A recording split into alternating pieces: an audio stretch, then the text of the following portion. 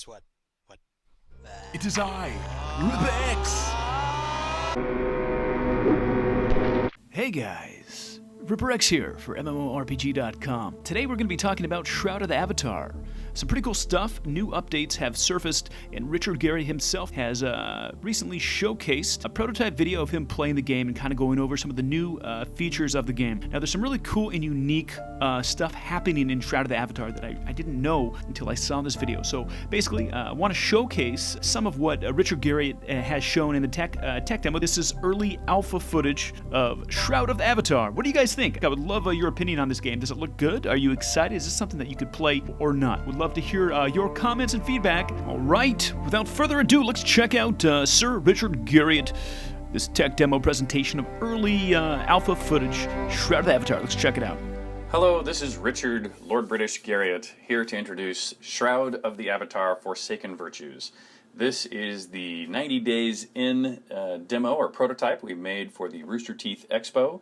As I noted there, we're only 3 months after the end of our Kickstarter, where we've taken the early prototype that we built with off-the-shelf tools and art, etc., and I'm now building the real games. We're 3 months into an 18-month schedule, but we would like to show the community and everyone the game in progress as we're building it. But please keep in mind the early state of our evolution, and as we and judge features appropriately, shall we say. But let us begin. When we start in Shroud of the Avatar, we're going to start outdoors in the outdoor map, the overland map, and we're going to go off exploring for adventure and resources for crafting. As everyone who is familiar with our previous work in Ultima, you know how important to us the professions beyond adventuring are. So in this case, we're going to go off here into these woods. We're going to zoom down into a close-up view of those zooms, about a kilometer. Each of these zones is, approximately a kilometer on a side. And now you can see we're running through the forest looking for some resources. In this case, I'm in search of some resources to build some furniture for my home. Along the way, I've run into this spider who's going to try to stop our path. And you'll notice that the combat right now is in a very simple state. But the combat will become more sophisticated, of course, over time. It's just a simple stand toe-to-toe and fight at the moment. But you may also have noticed that the amount of user interface on screen now, or even during combat, is quite minimal. And that's one of our goals as a project, is to keep the viewport into the virtual world as clean and uncluttered as possible. In this case, we've found a suitable looking tree here that we might be able to harvest for some good hardwoods. Sure enough, we get a few logs out of it, and we'll keep chopping on it and see what else we might, how much we might be able to extract. Got another good log from it. Here we are on our third time, and like there, that seems to have taken the tree down. So that's our indication that that's about as much resources as this particular tree is going to give up on this path.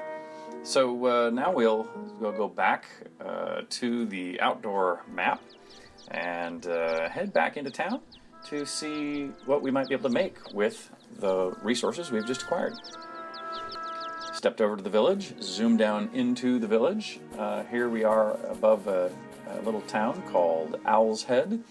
If we look around, you may have heard a little buzzing sound. What was that? Ah, I see. It's a little Tesla tower that is here in this town, offering a bit of protection. So this is actually one of the relatively safe towns compared to some that are further afield. As we go through here, you'll notice the other NPCs are milling about and barking and preparing for conversation. But here in front of our own house, you'll see a couple of crafting stations. This first station is a sawmill. And the sawmill, as you can see, can be used for a variety of purposes. If you put a log on the top of that sawmill, it broke it down into boards and dowels, which might be useful for making things like tables and chairs.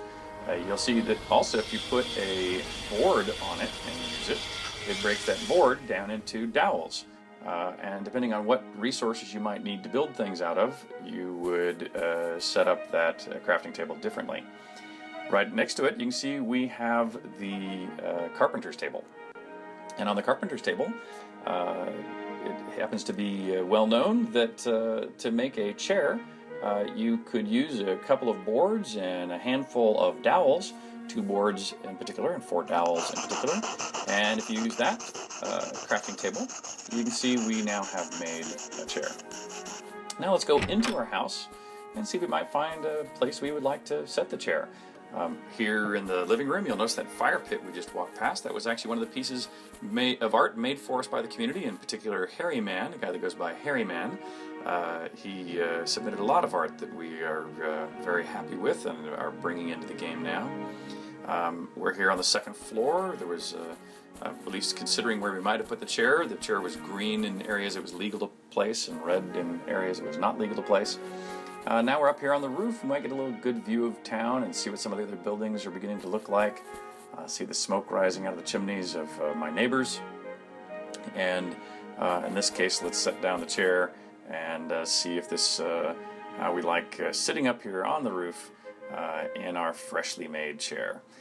For those of you who are familiar with Ultima history, you know that in earlier Ultimas I used to work very hard to make people able to sit in chairs, because when creating a highly detailed interactive virtual world, it was always a big deal to me is that all the props you would see were useful in the way that you would expect them to be useful. And while in modern times it's not necessarily that difficult to allow people to sit in chairs, it was a hard-fought process back in those early days. So now that we've done a little bit of adventuring and we've been building some chairs, let's head over to Fire Lotus's Tavern and find ourselves a little bit to drink. And here you can see the bartender is welcoming us as the first patron of his day. And as you can see, we're typing to the bartender not via a menu system, but literally by typing English language phrases. In this case, I've introduced myself by name, and so he's going to now remember me by name. He told me what was on tap. I said I'll have a beer. He says he's going to bring down a new keg right now.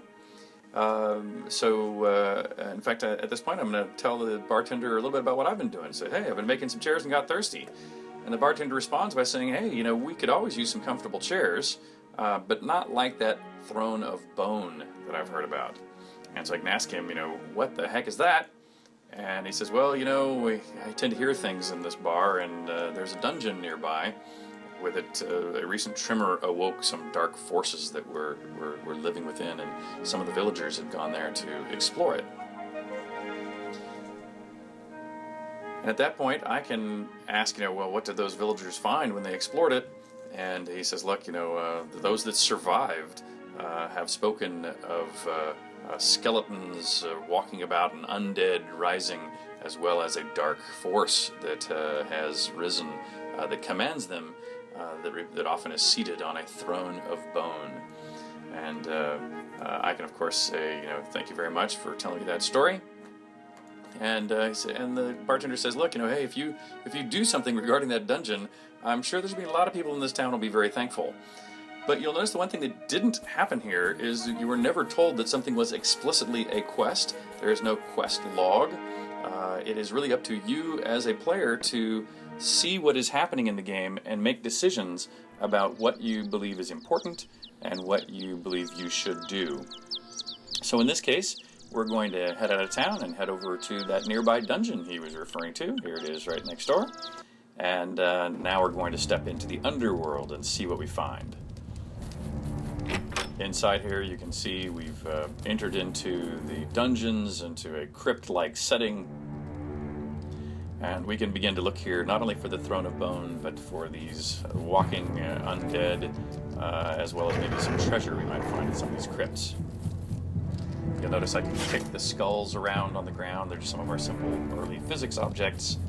And I can often loot the skeletons or crypts that I find along the way for supplies that I might be able to take back to town and sell or fix up for my own use.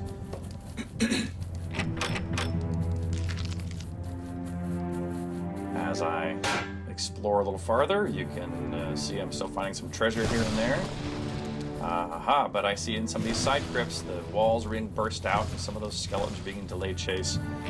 But today, instead of stopping to fight them, we'll try to see if we can make it through to the deeper recesses of this pit and try to find the malevolent force that is driving this evil, and perhaps recover that throne of bone to put in my own home. As I proceed down, in addition to the undead, you'll see there's plenty of spiders and spider webs and bodies laying about. But in addition to monsters to fight, there are often puzzles to figure out as well. And here in this room, across the room was a gate that won't be open, and I can't actually finish until I solve a bit of a puzzle here. But along the way, I continue to find little bits of loot.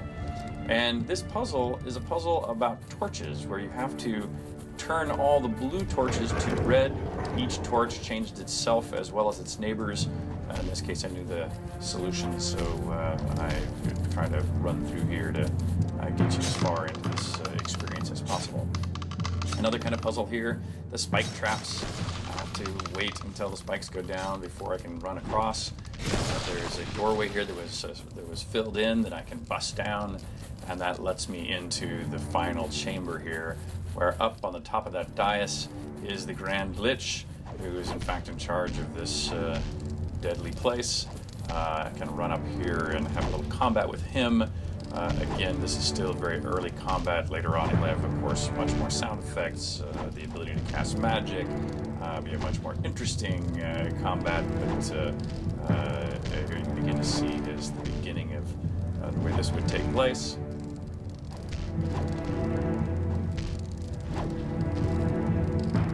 And there, we finally dispatched him, the poor guy. He's down for the count. And here, indeed, is the Throne of Bone, the item which I have sought, which I can now sit and take over his domain or return to my home. Thank you very much.